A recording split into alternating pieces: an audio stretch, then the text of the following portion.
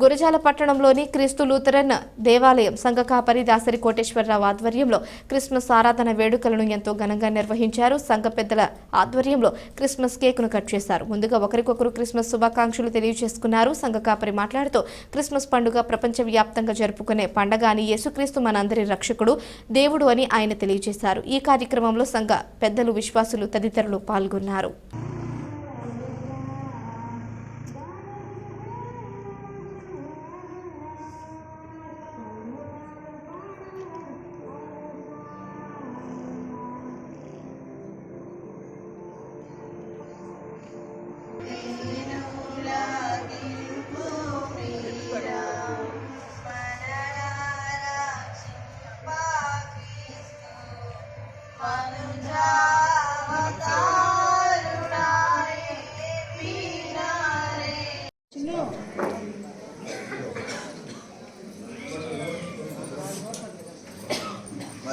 తొందరని